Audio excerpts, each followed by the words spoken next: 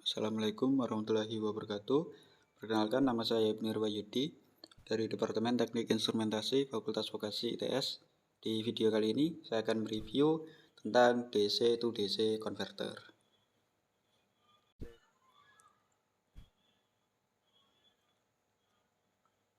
Oke.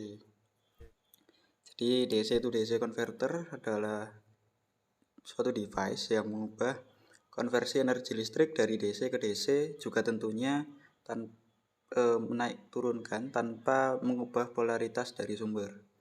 Untuk jenisnya ada 3, yakni converter buck, booster, dan buck and booster. Oke, yang pertama ini jenis DC to DC converter buck. Untuk jenis buck merupakan konverter penurun tegangan yang mengkonversi tegangan masukan DC menjadi tegangan DC lainnya yang lebih rendah.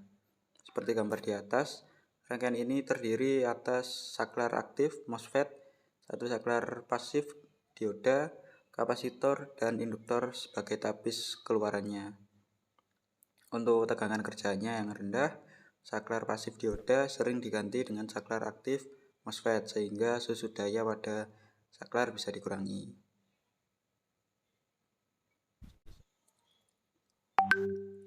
Oke, selanjutnya ini adalah jenis yang kedua, DC to DC converter boost, di mana konverter ini digunakan untuk menghasilkan tegangan keluaran yang lebih tinggi dibandingkan tegangan masukan, atau biasa disebut dengan konverter penaik tegangan. Konverter ini biasanya digunakan untuk aplikasi pembangkit listrik tenaga surya dan turbin angin. Untuk skemanya nanti akan ada di gambar bawah, di mana komponen utama dari ini ada MOSFET, dioda, induktor, dan kapasitor. Nah, jika saklar MOSFET pada kondisi tertutup, maka akan mengalir ke induktor. Nah, ini juga tergantung pada periode penyaklaran dan waktu pembukaan saklar.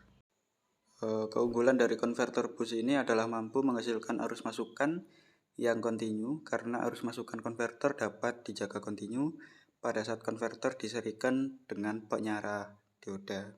Konverter ini juga tidak menimbulkan harmonisasi. Oke, dan yang terakhir adalah DC to DC converter buck and boost.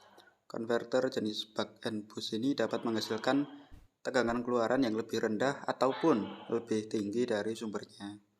Skema konverternya dapat dilihat pada gambar di atas, di mana rangkaian ini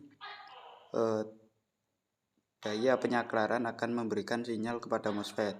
Jika MOSFET berada pada posisi off, maka arus akan mengalir ke induktor. Saat MOSFET on, energi di induktor akan turun dan mengalir menuju beban. Nah, ada 2 cara untuk melihat nilai rata-rata tegangan keluarannya, ini dengan rasio antara waktu pembukaan dan waktu penutupan saklar. Untuk persamaan umum pada arus keluarannya, yakni ada di bawah ini, kurang lebih seperti itu.